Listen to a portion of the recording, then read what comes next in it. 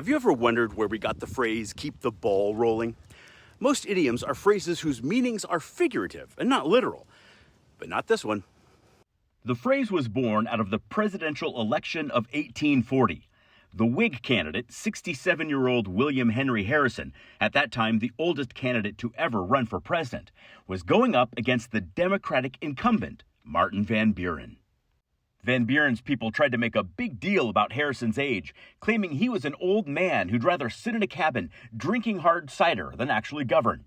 Harrison decided to embrace their caricature, casting himself as a common man of the people rather than a New World aristocrat like his opponent. Even though the opposite was actually true, Harrison came from a well-to-do family, while Van Buren grew up very poor. Harrison ran what many scholars call the first modern presidential campaign, inventing many of the things we're familiar with today, including rallies, parades, and even catchy songs. It also didn't hurt that they served hard cider at the rallies.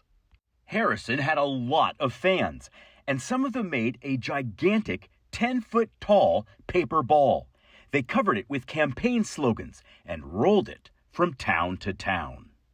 Soon, the phrase, keep the ball rolling, entered the American lexicon, and it's been there ever since.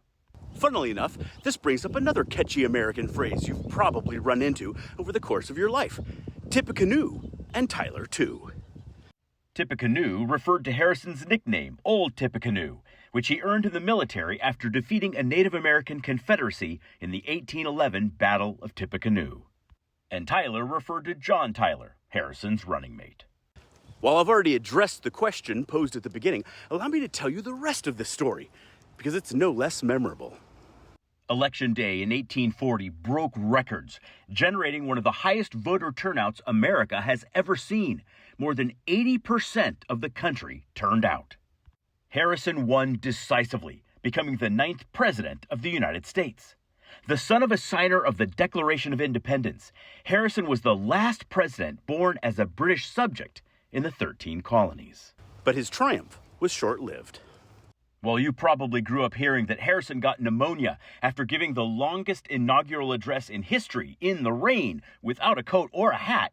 Modern historians believe his downfall might actually have been septic shock brought on by typhoid fever. Whatever the reason, Harrison served for only 1 month before dying. He was both the first president to die in office and the shortest term on record. His passing caused a brief constitutional crisis. Presidential succession had not yet been fully defined in the U.S. Constitution. John Tyler became the first vice president to ascend to the presidency following the death of his predecessor. And if you're thinking, I remember a President Harrison, but I don't recall his first name being William. That's because William's grandson, Benjamin Harrison, served as the 23rd president of the United States from 1889 to 1893. Stay curious, my friends.